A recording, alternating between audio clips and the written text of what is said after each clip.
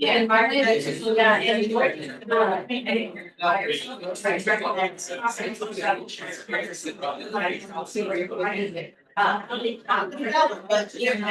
I could put everyone to take a seat, we're gonna get started.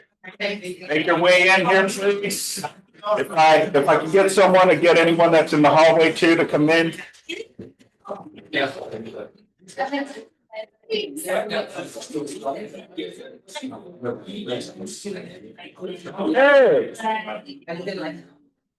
Well, good afternoon. How's everyone doing? I'm excited for today. I hope you are as well.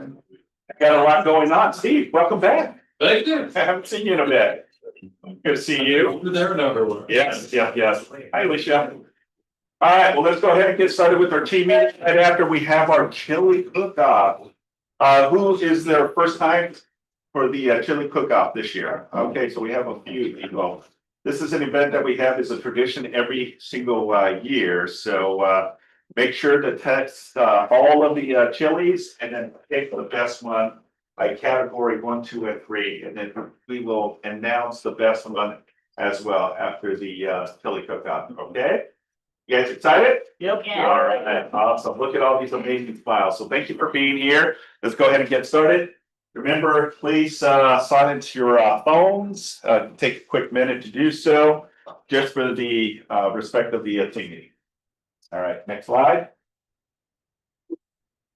Our mission is to provide agents with a place where they will be empowered, trained, and motivated to experience growth and a wealth and a legacy that allows them to live their best life possible. Our belief, when the values of your own company align with your own belief, you know you found your professional home. And our vision, to achieve amazing professionals and personal development so that AW South Bay remains the agency of choice.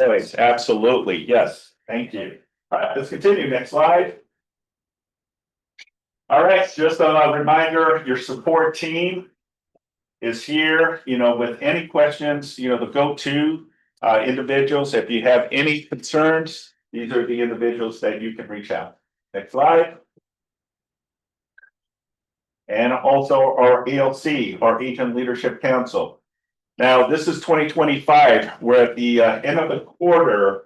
So this may change for 2026. Okay. So how do you qualify to be part of the ALC? Well, you got to be part of the top 20%, okay, in production. And it's all about being part of culture. And we will send an invitation as an invite if you do qualify to be part of ALC. Okay, so if you're striving to become one of the leaders in our office, then the more production, the more you're involved with anything in relations to help support the office and our agents, then you may qualify to be part of the ALC. Okay, awesome. Let's continue. Next slide. All right, October's birthday. It's a smaller group of agents this time around than September. I remember September's list was huge. So any agents on this list, are you here today? And if you are, stand up, please. No October babies here. Hey, they're already celebrating the birthdays. That's probably what it is, right? All right, well, if you happen to see any of these individuals, make sure to wish them a happy birthday. Okay, I saw Josh Montgomery earlier. And then again, congratulations to all of our anniversary agents. This again are the individuals that have been with the company, and we acknowledge their time with us and being in business as well. So again, if you see any of these individuals, please make sure to wish them a happy anniversary as well. All right, let's continue. Okay, Pacific Coastline is doing the Boo and Bar treat giveaway. Bring your furry friends for a spooky photo and a dog treat. That starts October 10th through October 31st here at the South Bay office. So it's upstairs. So if you have any fur babies that you want to bring, this is your opportunity to take a photo. We did this last year and it was just the most cutest thing to see. All of these from tiny little baby dogs to big massive dogs we saw. So yeah, if you have any pets, please make sure within this time frame, October 10th through the 31st. All right, let's continue. All right, most of you did not have an opportunity to go this past Monday to go see this phenomenal individual by the name of Jason Abram. I want you to all please pull out your phone. All of this stuff, if you were not part of the event, he has some great materials on playbooks that he provided all of us that were there. So this is an opportunity to see from high level individuals. Yes. It says the file. The file is not found. Try again, because I tried it with Natalie and Natalie said it did work. It's not working? No. Okay, not a problem. We have a fix for that, okay? We'll probably end up sending an email to all of you with the link. Because I asked Natalie that the link was not working. She assured me that it was, but apparently it's not correct. Okay, not a problem. We'll go ahead and send you an with the link. It worked for me. You're trying to make me look like a liar. That's so mean. Happy Halloween to you too, Nat. I'm just relaying what they're saying. Is the link working or not? No. It's not working. So where's the lie on this? Not to worry, guys. We'll make sure to get you the link, okay? He does have some amazing playbooks in there that you can use to really help you through your business. You know, there was one that I liked was 16 books that Gary Keller in regards to business is like great. So it gives you a perspective of what Gary is thinking up here, right?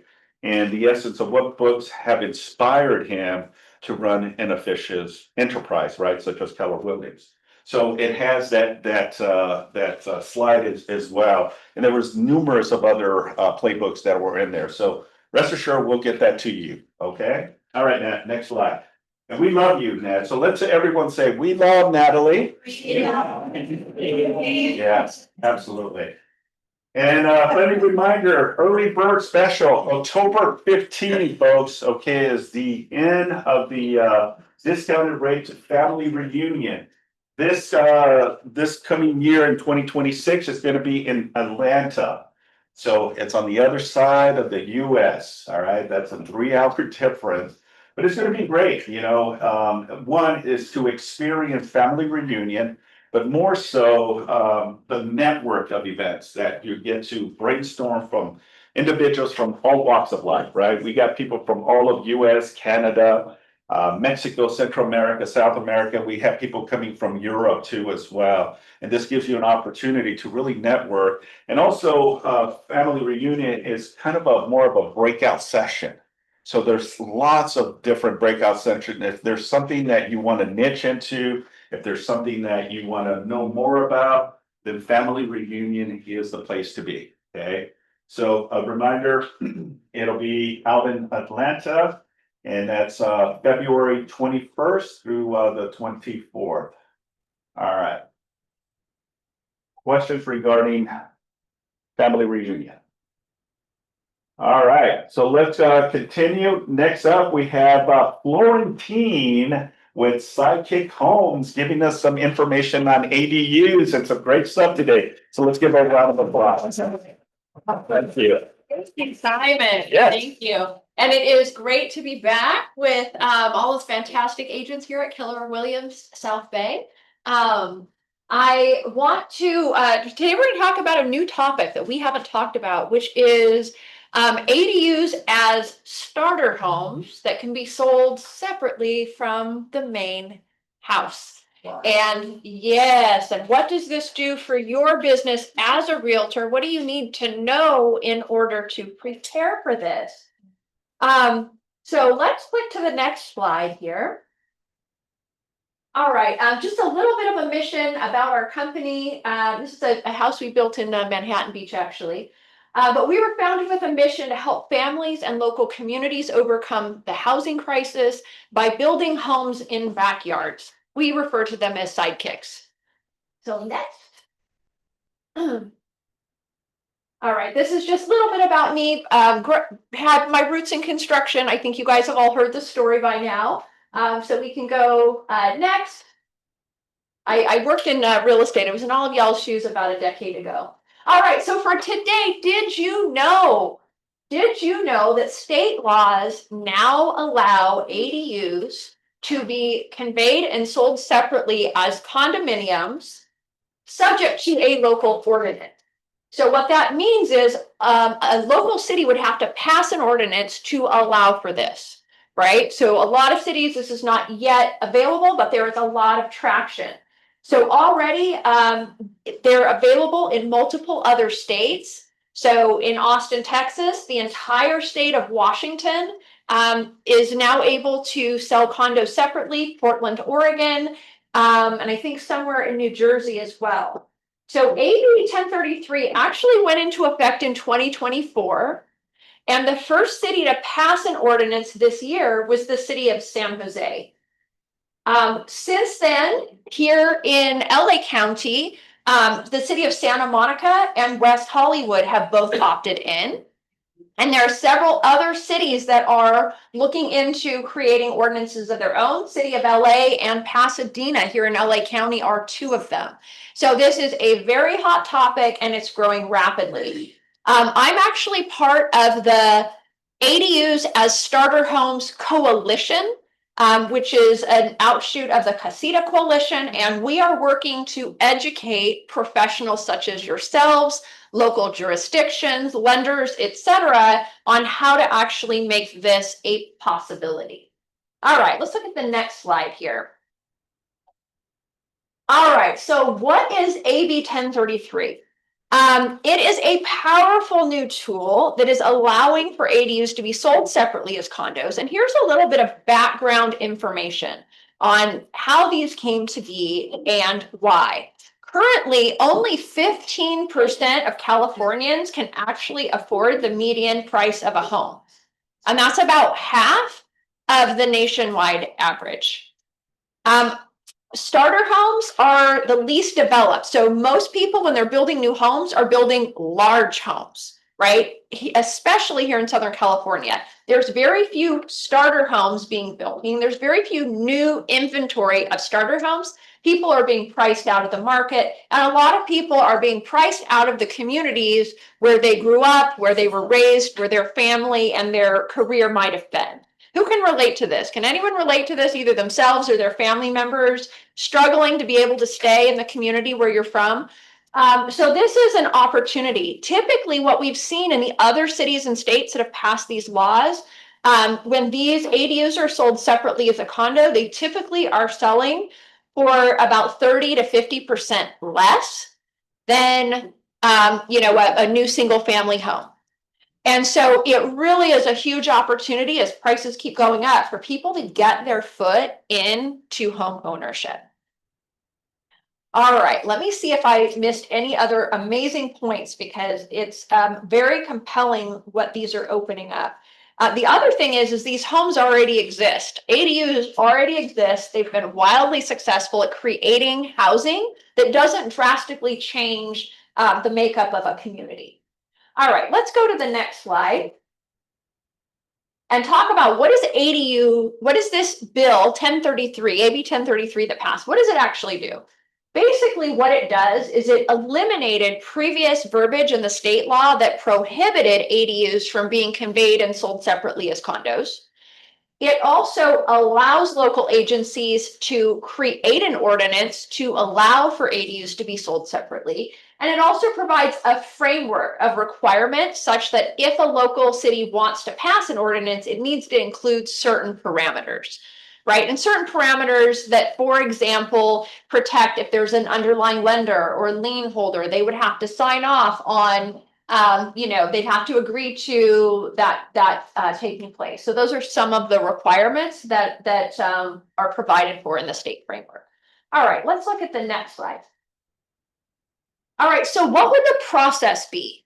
What would the process be if somebody wanted to condoize an ADU? So let's go to the next slide, take a look at that.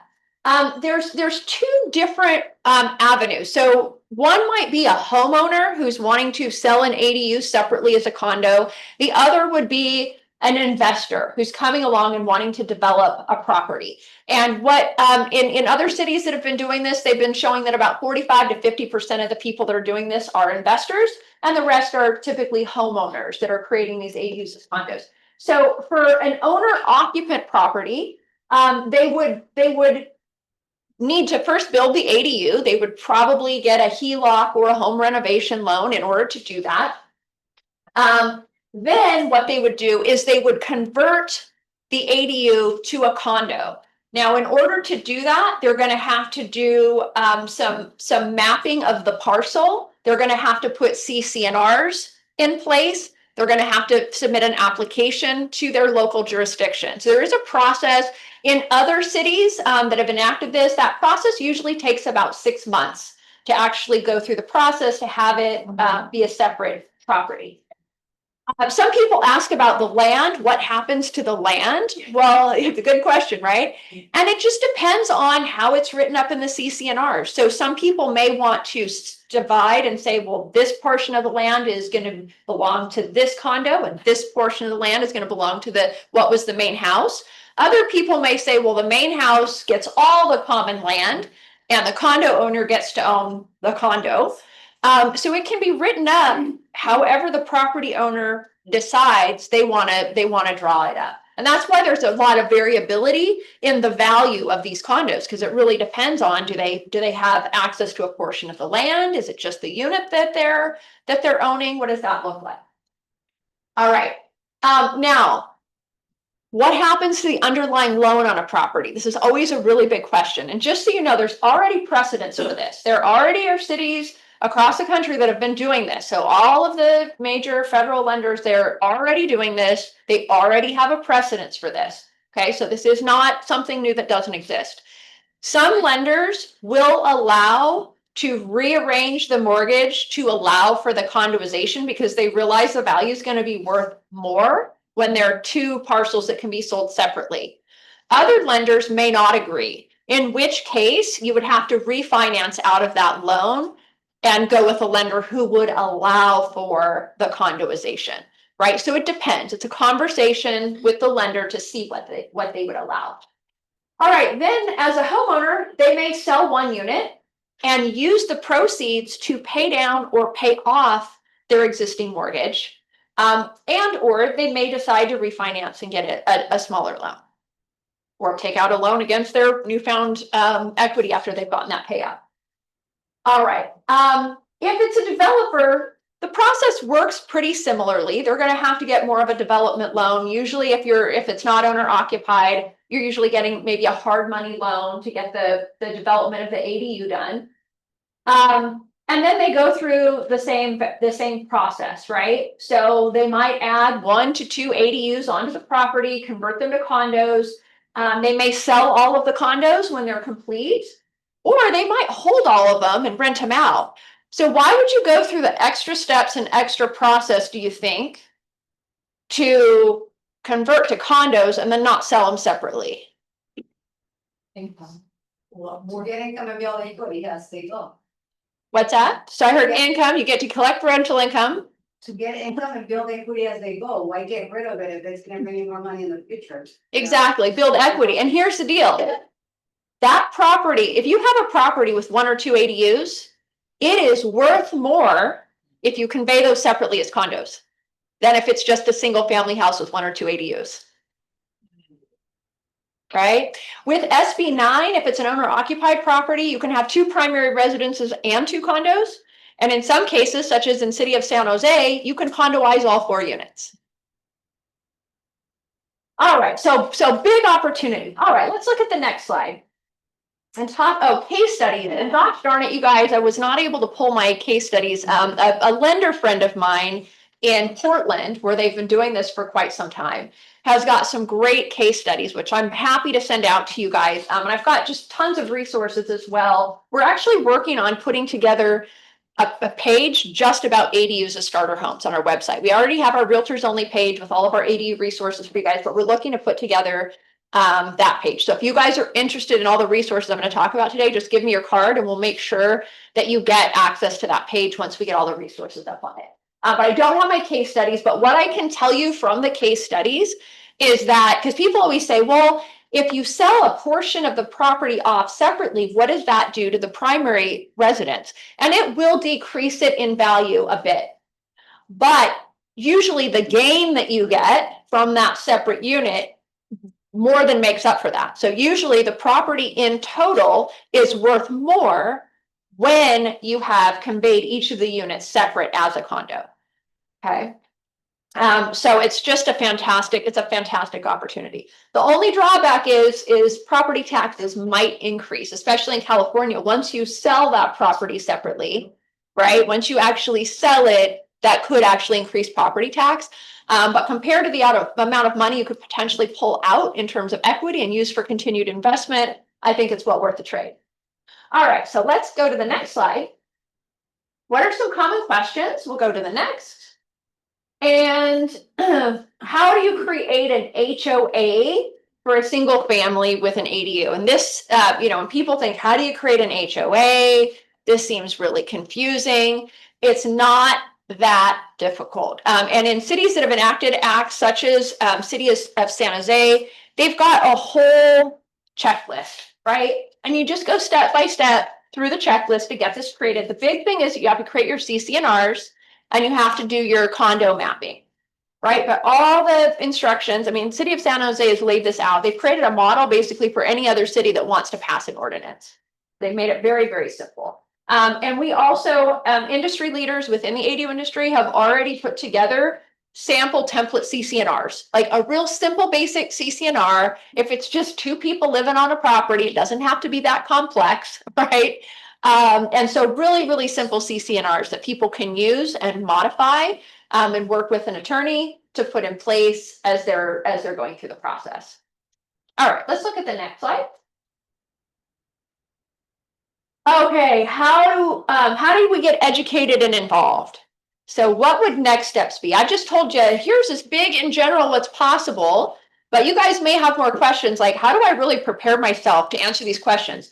As ordinance start passing and my clients start asking me questions, how do I prepare myself to be able to help them? And these are clients you want to help because they're going to be creating multiple units of properties, that might need to get listed for sale, right?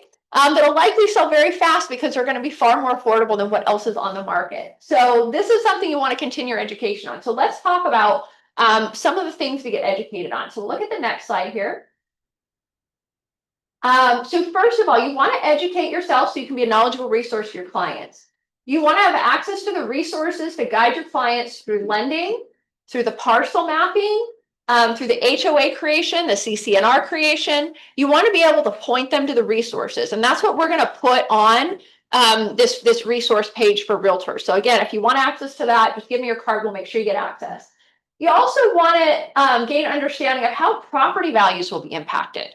So what is the impact going to be when they split that parcel? And how are they going to gain from that? And that's going to require some work on your part of looking at comps in the area, right? What are other condos selling for in the area? That's going to really help you to advise your clients.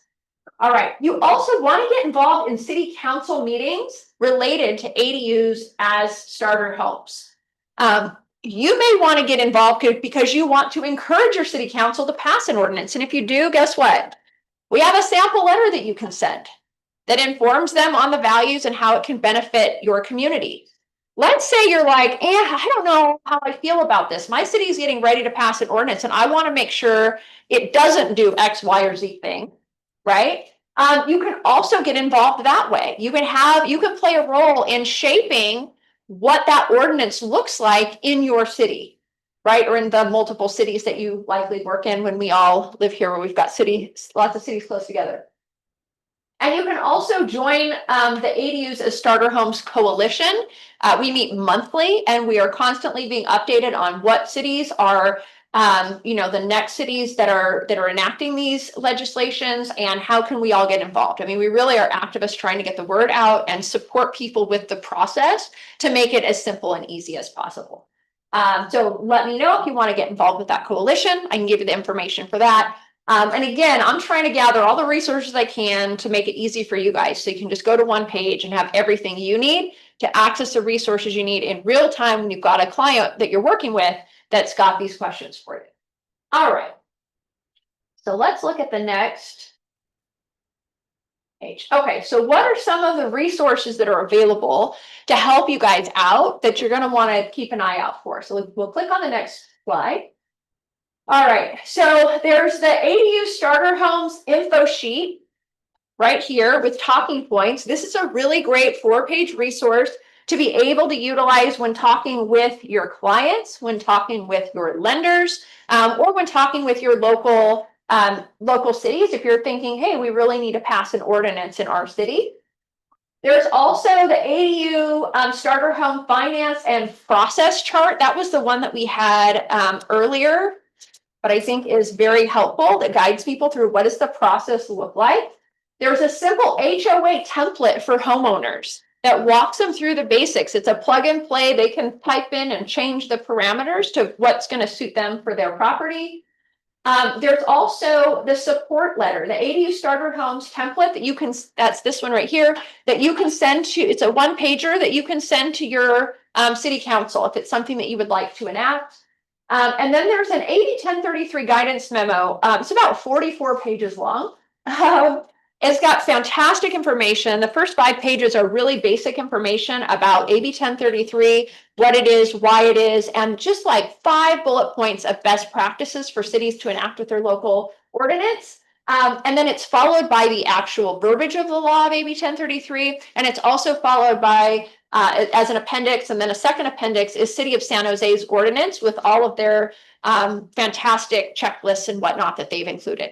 So there's phenomenal resources if anyone is involved in like really jumping head first into this process and really getting a good understanding of it. So let's go to the next slide. Oh, this is our realtors only page, but this isn't where these are going to live. We're going to create a special page just for you guys are welcome to go there and get our realtors only information if you haven't already. If you aren't already opted in, feel free to go there and get all the realtors only information. But we're going to create a separate page just for you guys for all of the condo information. So that is that. What questions do you guys have? I've just pummeled you with a lot of information. Yes. If at that point, a property does get changed over to an HOA within a municipality that may pass the ordinance, Yeah. does the home get changed in status, let's say from single family to condo?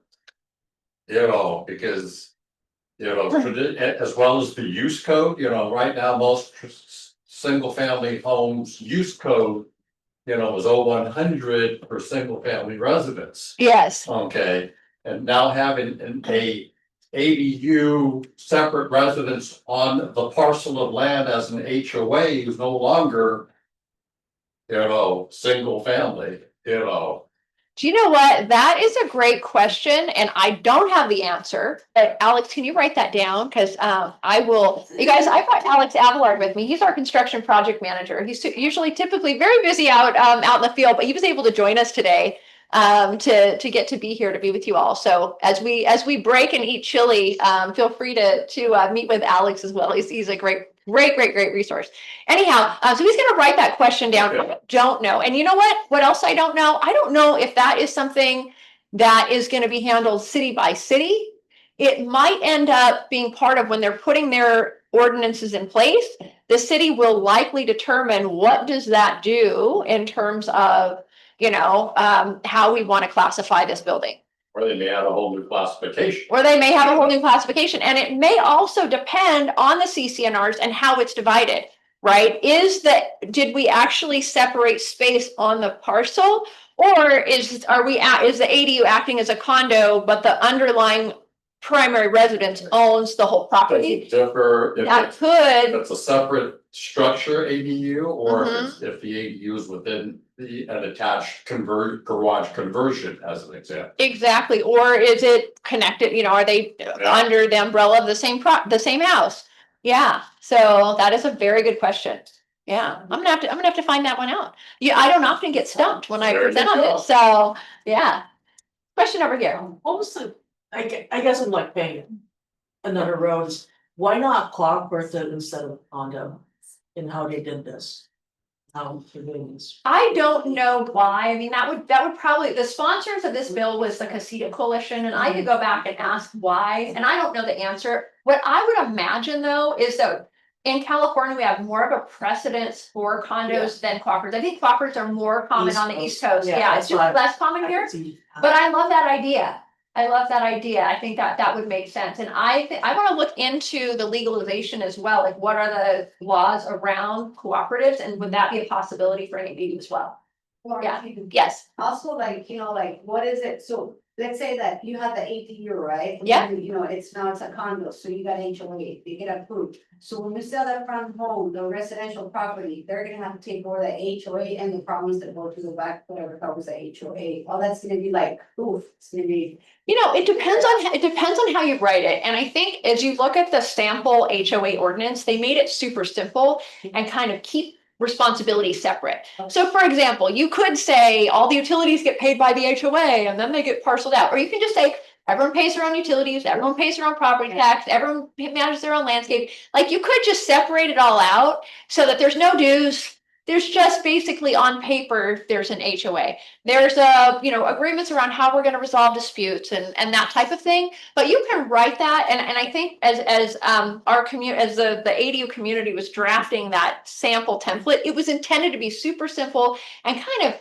keep people as autonomous as possible, just to keep it easy, because it's not like you need a whole HOA board for 2 to 4 units in an HOA, right? Like, let's just keep this super simple. That's good that they did that. Yeah, I think it just really has been very helpful. Yes. Is this strictly for attached dwelling units, the actual attached dwelling units? Or I think what a lot of us call ADUs are actually DADUs, detached dwelling units, right? So, and if it is a detached, then, why not just subdivide the lot and each, sell the entire structure and call it a single family home? Yeah, so that's a really, really great point. And so there's a couple things packed in there. One is attached versus detached. And again, it's going to be up to the local jurisdiction to figure out how they want to craft that ordinance. But I think in most cases, probably an attached or a detached ADU could be. I think for the purposes of keeping things simple, it's going to be easiest for a detached structure than something that's attached. Because then you come into things like if it needs a new roof. You know what I mean? Now we both have to coordinate the roof. So I think for detached ADUs, it's going to make the most sense. Now, your question around subdividing the lot. So SB 9 passed a couple years ago that does allow for, if you're owner occupied on a single family lot, you can actually subdivide that lot. What we found is that a lot of people haven't. It's gotten very little traction. There were a lot of stipulations. So when 1033 was passed, it was intended to overcome a lot of the hurdles that I think have really prevented SB 9 from getting traction. But if you wanted to, you could do the lot subdivision. But right now, that lot subdivision, with an ADU on the property through SB 9 is really only available to owner occupied properties. And again, close to half of the people in the other cities that have passed these ordinances, over half of the people that are building are typically developers. So really, developers who typically have the means and the time, the money to be able to do this aren't really able to take advantage of the SB 9 lot split opportunity. Excuse me? Yeah. Lauren, you have a question? Yes. So when they wanna convert the AD unit to condo, do they require that they have to have their own utilities? Or they can have, because usually you have like a water together, maybe gas, and it's really different. So how do they manage, how do they Yeah, that's something that can be worked out in a local ordinance. So far, it's like cities like San Jose chose to not legislate that. So basically it would be based on the CCNRs. I think it would be smart to have them separate, right? I think it would be smart to do it separate. Otherwise, again, it's a monthly HOA task to go in and separate out the utilities. Yeah, yes. How does it affect property taxes? How does it affect property taxes? This is a really great question. So I don't know that it would affect property taxes if you just, and Alex, write this down. If you just, because usually property taxes change when there's a sale. So well, let me step back. When you build an ADU and you add an ADU to a property, it does increase the property taxes. It doesn't change the property tax basis. You keep your property tax basis, but it will increase based on the amount of the value assigned for that ADU. When you condoize, I don't think, and this, I'm going to confirm this, we'll get back to you with answers to all of your great questions. But when you condoize, I don't think that in and of itself changes property taxes. I think what would change the property taxes and was when you go to sell a property separately. So when you go to sell that property separately, all of a sudden you're going to pay property taxes separately. But that's a good question. We'll have to find out. And so far, I know, like, for example, LA County Assessor's Office doesn't have any information yet about condoization and how that impacts property taxes. Yeah. Question, when we are gonna pay property taxes, you have to, you have an APN. Correct. How they're gonna do it. It'll still You're be, gonna have to pay APN. correct. It'll be a single APN. So it would be similar as a property that had a condos. But I was wondering how you can differentiate. Yeah. When the, person in the single family home paying the taxes of their. That's true. People vice versa. That's true. They'll probably get divided between square. I have a feeling that's gonna get determined in the CCNR, so the CCNRs will say who pays what percentage of the property taxes, and then when you get the bill, it gets divided out accordingly. That would be my best guess, but let me find out from the best practices from the cities that have been doing this and see how they're handling it. Did you write that one down, Alex? Great, awesome. You guys are asking awesome questions. I'm gonna be so much better prepared for the next presentation. You guys are asking all the great questions. This is great. Yes. In terms of the equity of the house, which one better for the owner to be detached or attached? Personally, I think it would be easier to have it detached just for the sake of autonomy, right? Think about when people buy a home, they really want to be, they don't want to be as tied to somebody else and somebody else's lifestyles and somebody else's thinking and have their decisions tied up in what somebody else wants to do. So I think if they're detached, for example, and your house needs a new roof, you can just replace your roof, right? When it's attached and you need a new roof, all of a sudden you share a roof, right? And so both people have to be in a financial position to replace the roof, or you have to have been collecting money in a fund to save up for the eventual maintenance of the roof. So personally, I think it's cleanest if it's detached, but doesn't have to be. Doesn't have to be. Yeah. These are great questions. Think we Really did. good questions. Yeah, yes. you guys are asking all the right questions. So I'm gonna get answers to your questions. I'll make sure that they get to Simon, to the office so that we can get you the answers so that you guys have access to all of that. I That'd be do have a fantastic. question for you, Yeah. Florentine. What's the initial process from the beginning? Like, once they reach out to you, what's the next step if they or their clients want to go through this path? Yeah, so I mean, like I say, right now, Santa Monica and West Hollywood are the cities where you can do this, right? So right now, I mean, the path really is to engage with your local city council members, and I can give you a letter to send to them if that's something that you want to initiate or be a part of. And conversations might already be happening. It might just be a matter of you just need to show up at the city council meetings. I think if somebody said we want to build an ADU, sell it separately as a condo, we're the builder. Right? We can get your ADUs built.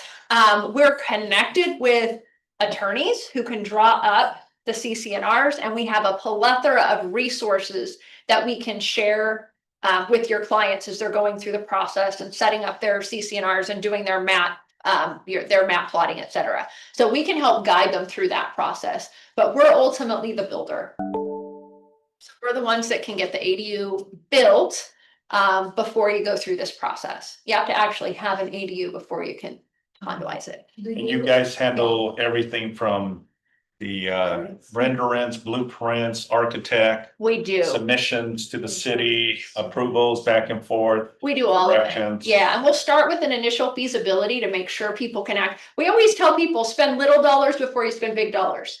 Start with feasibility, make sure you can build what you think you want to build. Then from there, you know, we even offer, before you pay for design services, we'll do an ADU exploration, right? In the ADU exploration, we'll drop your schematic designs. Make sure the designs are how you want them. We'll go out and do a construction job walk. We'll scope the whole project out and put a construction estimate together. So that you can decide if you want to move forward with a design build of the ADU. So it's just, you know, rather than people, because we've seen so many people, they get all the way to submitting their plans to the city. And get their plans back and they're all approved, and then they start trying to price it out and it's way more than they thought.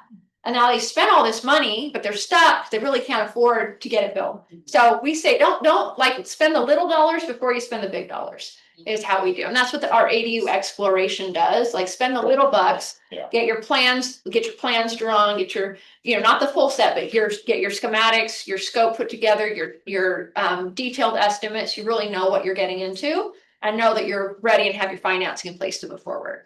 Yeah, but we guide through the whole entire process. Beautiful. Yeah, thank you. Awesome. Yeah. Any other questions? Yes, I can bring one up. Okay. So let's say that you have an existing AD unit, but it was not permitted.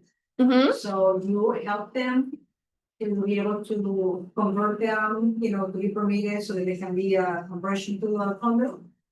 Yeah, so last time when I was here, last quarter, we talked about a law that had passed that it creates a pathway for unpermitted units to become permitted.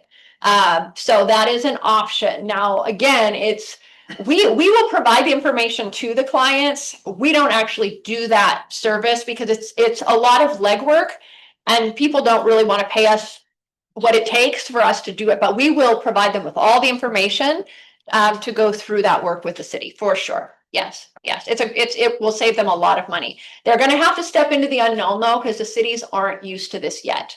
They're just not used to, you know, these new rules that tell them they have to permit something that might not meet building code.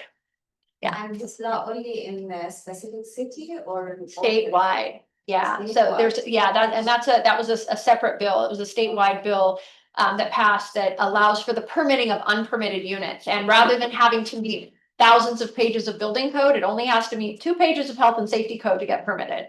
If it was built, if you can prove, now this is a big thing, you have to prove that it was there as a separate unit prior to 2020. So you can't go build a unit today and, you know, say, oh, it meets the health and safety code. Yeah, you have, the burden of proof is on you to prove that it was there before 2020.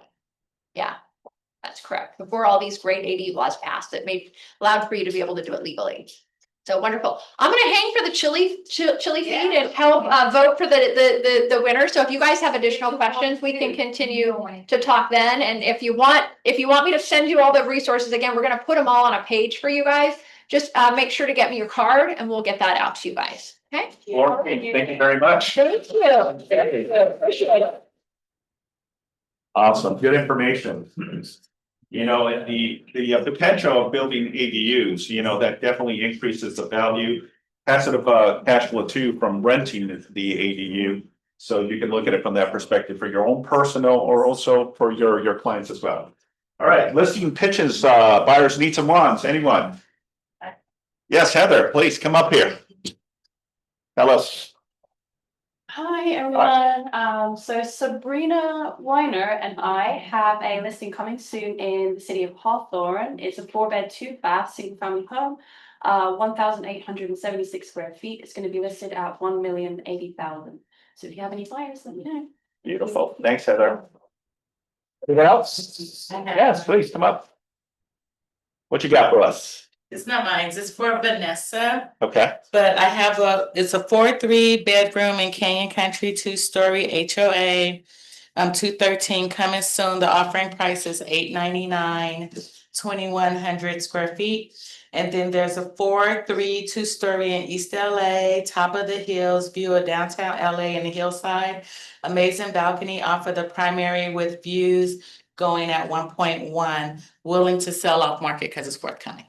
That's it. Beautiful, awesome, thank you very much. Anyone else? Okay, so let's continue. Next slide, please. Broker update, I think, yeah, let's continue. Next slide.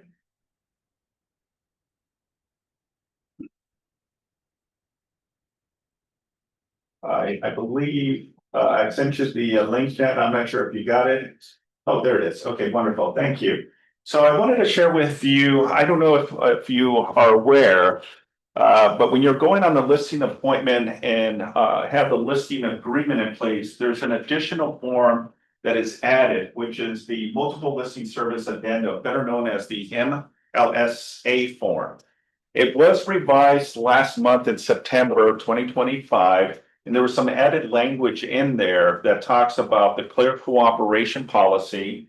And, you know, if you're promoting the property now, coming soon, or in the near future, what does that look like? Now it has sections and boxes where you and the seller can fill in that portion, so that way you're in compliance and the seller is happy. Now, we know that it's always best to put the property on the market, right? This is why we have the powerful tool called MLS, right? So how you choose the right marketing path, right? It's the whole purpose of this forum is to give you clarity, purpose, and understanding in how this specific form and how you explain it to your clients. Because you're just going to have them sign this, but what if you get a client that dives into this conversation with you, explain it to me a little bit more on what I'm signing, right? So I wanted to just kind of navigate that for you. It's more of a guide to your seller, how to navigate, but more so is to ensure compliance, right? Mastering the clear cooperation. Does everyone know what clear cooperation means? Okay.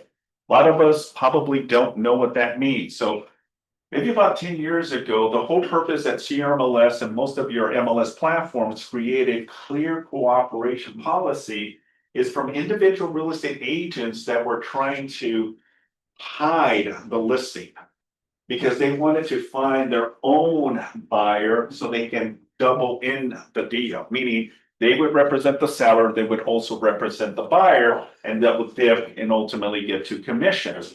So a lot of agents were upset is like, you know, I had the perfect buyer that would have bought this and would have paid more for that price that they, you know, ended up closing it.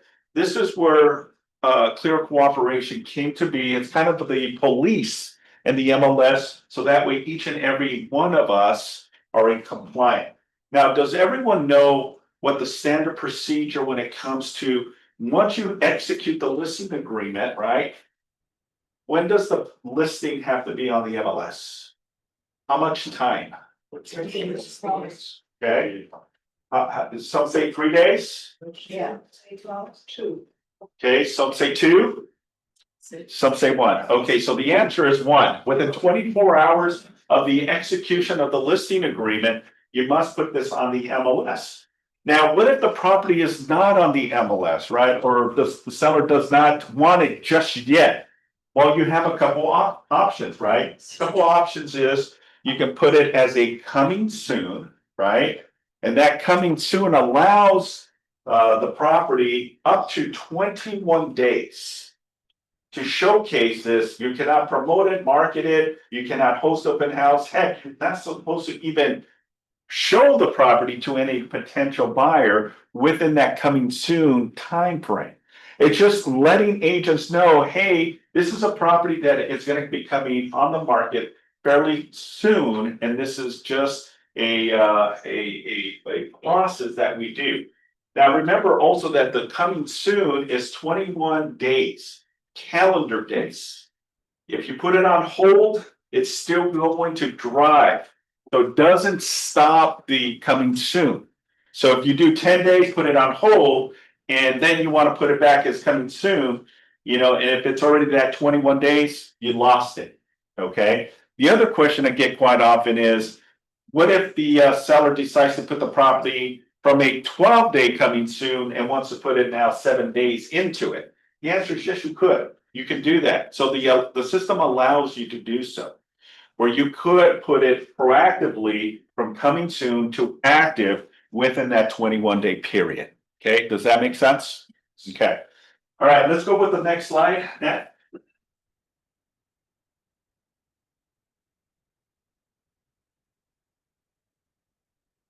So the whole purpose of the addendum is an attachment to the listing agreement. It captures critical seller's instructions about the MLS submission, because again, the seller doesn't know what they don't know, right?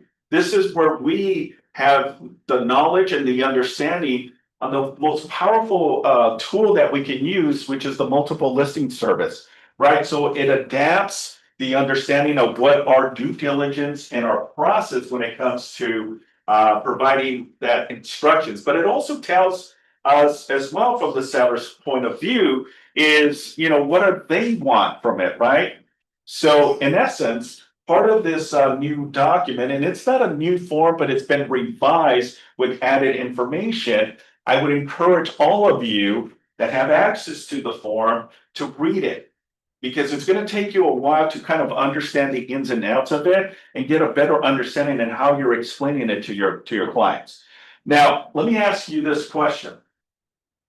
If the seller says, look, I'm willing to give you the listing today, but I don't want to market the property until 30 days, is that allowed?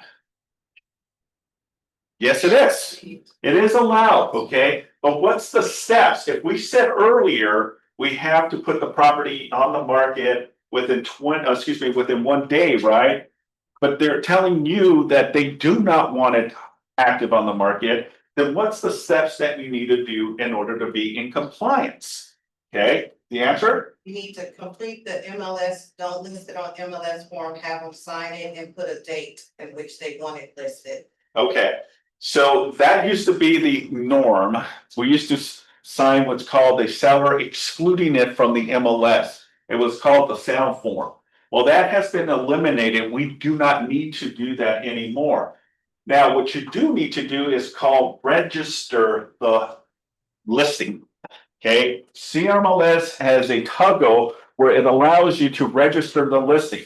Once you register the listing, you're now in compliance with the rules and regulations of CRMLS, meaning that now you can hold off as long as you need to until the property becomes active on the list on the MLS. Now, even as a register listing, right? What if you end up selling it off market? Okay. Buyer comes up, says, hey, I heard that you have this property and I want to make a deal, or an agent comes and wants to submit an offer, right? Well, it's registered, so one, it's in compliance. Two, can you sell a property off market? Yes, you can. Okay. So the next step that you need to do on a register listing is, if you go through that motion, what you need to do to be in compliance is, after you have entered the register listing and now you're in escrow and now you're about to close, and the seller still says, I do not want to promote it on the market because I already have a buyer, then the next step would be is, once it successfully records, okay, officially recording, then now you can now take it from register. Now you put it into active and immediately to close. Immediately to close. And then now you have a listing. One, it shows production. Two, it shows exposure. And it's basically an off-market transaction that occurred. Okay. And it never hit the market. That's the way you would be in compliance with that. Next slide. Okay. Now, I get a lot of these questions, days on market and cumulative days on market, right? CRMLS has both days on market and cumulative days on market. What is the difference? Well, the difference is that days and cumulative days start off as 00, right? Meaning that both start as a fresh new listing, 00. When you put a hold on it, okay, and then you put it active, now the numbers change from when you put it hold, but the cumulative days on market will still carry on as calendar days. Does that make sense? Okay, so you got to understand that, because the essence of a lot of agents, let's just cancel the listing, put it back on the market, And now it's going to go 0-0, right? Because their intent is, let's make it look like it's a fresh new listing. Well, the essence is CRMLS will eventually catch up to that. And one, if an agent reports that, it is considered a violation. So I'm putting that disclaimer out there. It is considered a violation to cancel it for the intent to manipulate the system, make it think that it's 0-0, okay? Now, I get this question quite often too, is, well, how is it that this listing shows, and I remember seeing it active, then it got canceled, and now it's active 3-4 days or a week later, and it's both 0-0. Well, the way you know if that's the case is one, if that agent even is a member of CRMLS. Okay, if they're not members of CRMLS, then like Claw, if you're members of Claw, they don't recognize a cumulative days on market. So meaning is when they input it from a cancel to an active listing again, it's not going to show the accumulative days, it's going to reflect 0-0. So I get questions all the time, but why is this agent getting away with 0-0? Well, it's because they're not members of CRMLS. Claw is a different MLS, okay? If you're members of it, you understand two different MLSs, okay? Me personally, I prefer MLS, CRMLS than Claw. It's cleaner to me and it's easier to use. But the West Side and most of, those agents use Claw because that's part of their member services, right? But in essence what is the MLS, right? It's a cooperative system that allows us to, that is the biggest tool that we have because you are touching so many people that have eyes on your property. Most agents sell their listings through the MLS. It's very far and few. This is when you're prospecting or door knocking a for sale by owner and they don't want to use a real estate agent. Well, this is how you can articulate and ultimately handle that objection is, but you're missing 20 to 40, 50,000 or a lot of people that will have eyes on your property when you have the powerful tool as the multiple listing service. So you got to sell them on the value because your goal is to get them the most possible with the least amount of headache to net the most, right? But if you can explain that, maybe they're more in position to say, you know what, maybe I should. I'm not a real estate agent. I'm a homeowner. I should let the real estate professional handle the sale of my home. And that's how most individuals that know how to go after for sale by owners or expired listings cultivate those opportunities. And this is why they constantly do business. Okay. So with everything that happened last year, right, the NAR settlement, right, the big thing, one of the things that triggered so many disappointments within our industry is the MLS removing the commission, right? Most of us knew that immediately as you scroll down to the MLS, you would see the amount of compensation, right? If it was 2.5%, 3% all day long, that's going to be part of our list to send to the buyer. If it was 1% or less, you were going to skip, right? That used to be the transparency because it used to be on the listing agreement that it was cooperative compensation, meaning that we would cooperate with anyone that would bring us a ready, willing, and able buyer, right? That was the whole purpose of it. So we knew and we had some reinsurance and guarantee that our commission was secure. Now it's totally different. Now is where we have to now negotiate as part of our agreement under G3 of the purchase agreement, where we have to submit our requests. And this is why now we have to adapt the buyer representation agreement, better known as the BRBC, because it allows you to go now after compensation. Now, the buyer is responsible to pay you, but we're asking the seller in good faith as part of the negotiations to pay us compensation. And if they do pay us, then it honors and credits the buyer's obligations to pay us. That's what has changed tremendously with all of this stuff. Now, going back, next slide. How much time do we have? All right, we're coming to close. So in essence, next slide. The benefits obviously is always to put it on the MLS, but the seller also has the option to opt out as well, right? So the seller can says, look, I just don't want to put it on the MLS. that's perfectly fine. But we need to make sure that we follow the rules and regulations and we do it correctly, because the minute that you don't have it on the MLS and you start promoting it, someone inquires, another agent does a little bit of research, doesn't find it on the MLS, they send a violation.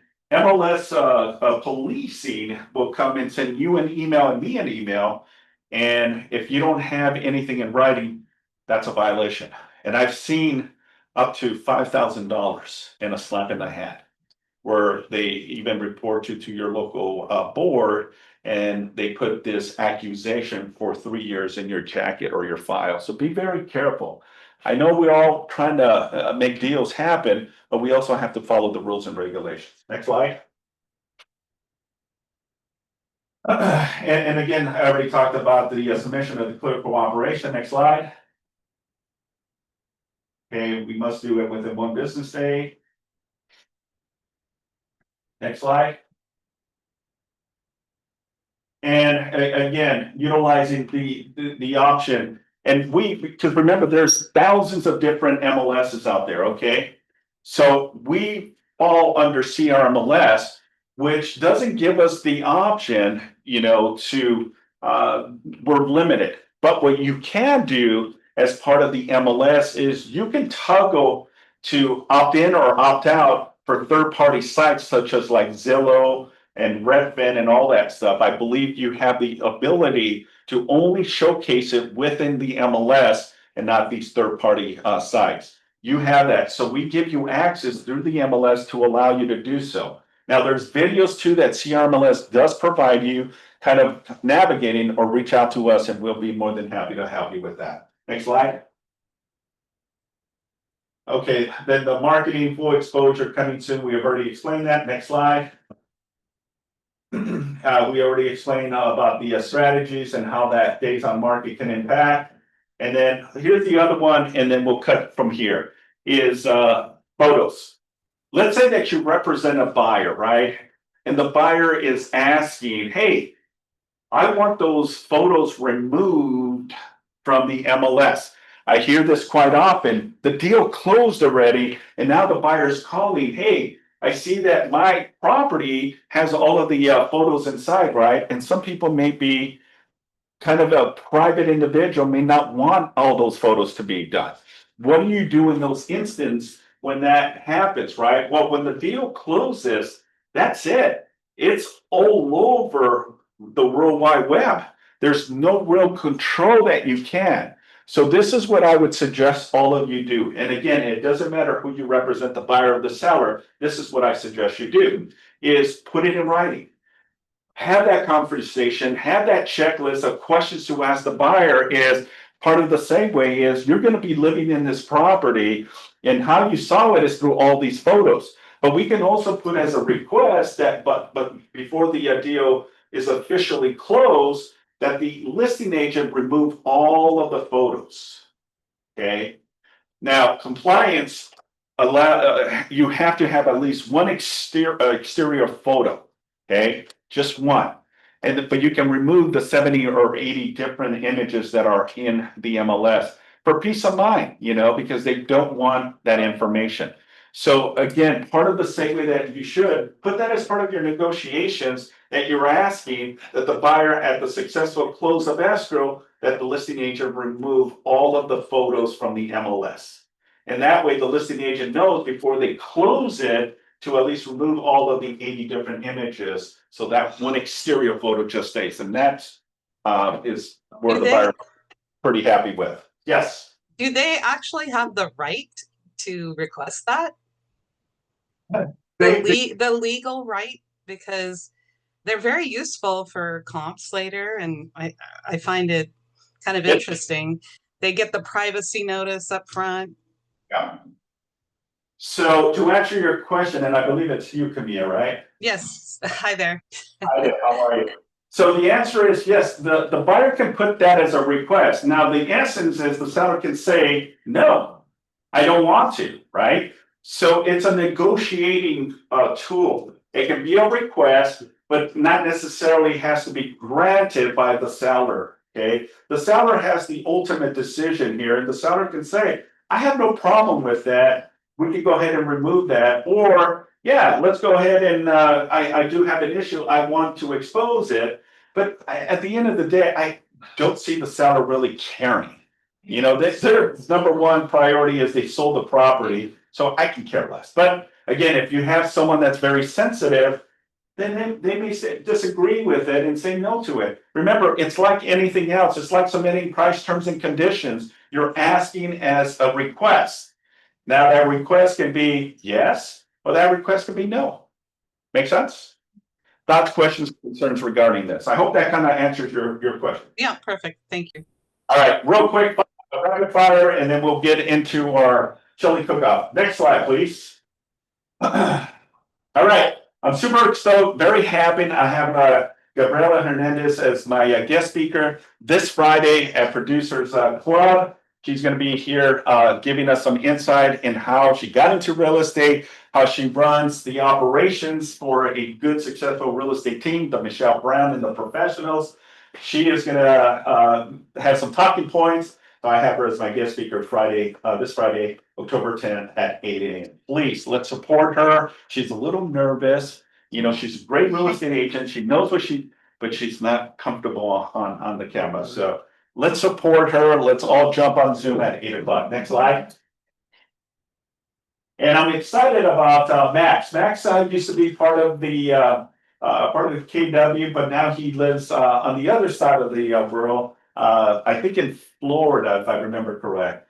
So engage and grow your social media basics, simple strategies to grow your audience and your business. So this will be on Zoom. Okay, he's with KW Boca Raton out in Florida, October 9th at 3 p.m. So if you're interested, it's on the WhatsApp and all that stuff. But I would encourage you. This guy is super awesome and knows how to grow your social media. Next slide. Contract class is Friday. We're going to be going over the BRBC. Next slide. And our Halloween party. Look, we have very few participants. Okay, we may have to cancel this. Just kidding. We're not going to cancel. But I would encourage you, please, you know, be part of this. This is awesome. It's a tradition for our office, and we definitely want all of your support. You know, it's a great time. We have great music. Great, just a great atmosphere, and get to see some really cool costumes as well. So just a reminder. Next slide. And our Halloween office door. So I ordered mine, so it should be coming soon by next week. My office will be decorated. Next slide. All right, so we have our business planning clinic. So save the date, November 13th.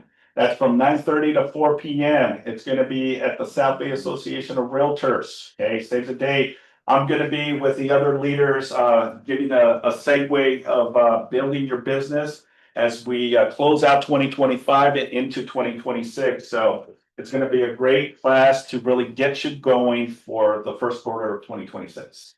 Please make sure to register for this. Okay, next slide. And that concludes our team meeting. Thanks, everyone. Appreciate the time. Now let's go and enjoy the